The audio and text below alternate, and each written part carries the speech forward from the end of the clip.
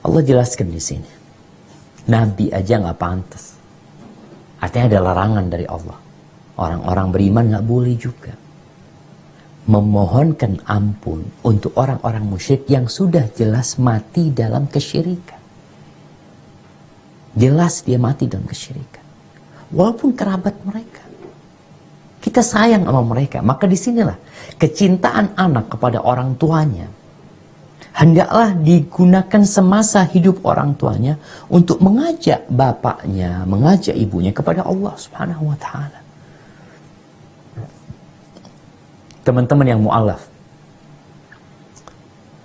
yang mungkin akses untuk menuju ke orang tua sulit, untuk mendakwain orang tua berat, doa sekarang.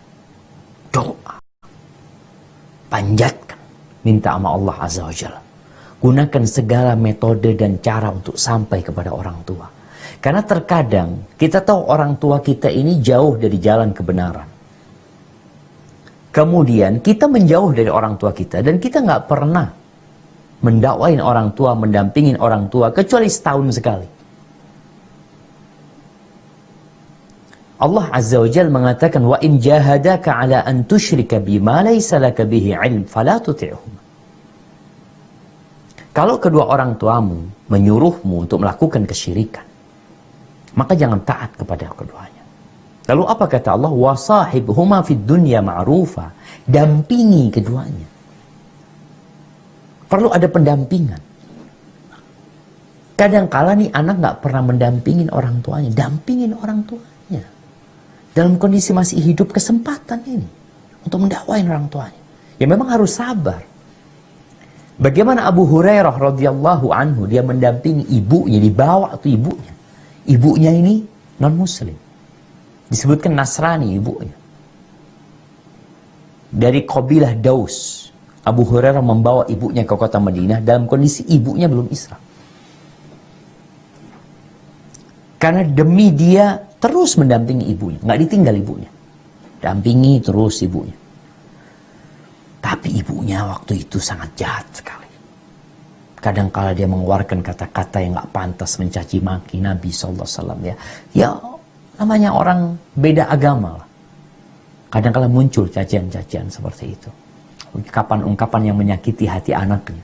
Sampai suatu hari akhirnya Abu Hurairah gak tahan sama ucapan ibunya, dia keluar dari rumah. Dia jumpai Rasul SAW. Dia mengatakan, ya Rasulullah, ud'ullah li ummi Abi Hurairah. Aku mohon kepadamu agar engkau berdoa memohon kepada Allah agar Allah memberikan hidayah kepada ibunya Abu Hurairah. Lalu Nabi SAW berdoa mengatakan, Allahumma hdi umma Abi Hurairah. Ya Allah, berikan hidayahmu kepada ibunya Abu Hurairah. Allahumma hdi umma Abi Hurairah. Ya Allah, berikan hidayahmu kepada ibunya Abu Hurairah. Subhanallah. Nih, Abu Hurairah pulang, doa itu diangkat ke langit. Allah mendengarnya. Sampai rumahnya, mau masuk rumah ternyata dikunci pintu rumahnya. Kata ibunya Abu Hurairah, ala risik, tunggu dulu. Ternyata ibunya lagi mandi. Ya rumah orang dulu lah kayak apa. Setelah mandi dibuka pintunya, ibunya Abu Hurairah mengatakan, asyhadu an la ilaha illallah wa asyhadu anna Muhammad Rasulullah. Kesempatan buat kita mendoakan orang tua ketika orang tua kita masih hidup. Makanya sang anak ini harus berusaha memperbaiki dirinya. Makan yang halal ya, banyak ibadah agar Allah mengabulkan permohonan dan doanya dan terus dia dekat sama orang tuanya. Karena kadang-kadang kita tuh jauh sama orang tua. Ya kalau orang tua mengusir beda lagi. Nabi Ibrahim alaihissalam yang Allah ceritakan di ayat 114, Nabi Ibrahim pernah berjanji kepada bapaknya ketika diusir sama bapaknya. Bapaknya nggak mau kenal sama anaknya. Apa kata Nabi Ibrahim? Sa'astaghfiru laka rabbi. Aku akan berdoa memohonkan ampun buat engkau. Itu janji Nabi Ibrahim. Terus Nabi Ibrahim mendoakan abahnya. Tapi ketika abahnya tampak permusuhan dia dan dia mati dalam kondisi kafir, Nabi Ibrahim berlepas diri dari bapaknya, udah selesai sudah. Nggak ada lagi sudah. Kesempatan itu tertutup. Karena orang yang mati dalam kondisi musyrik, Allah haramkan surga buat dia.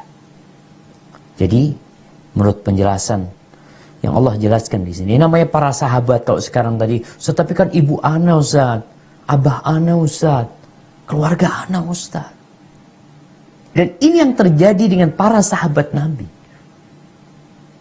Bapak mereka, paman mereka, anak mereka.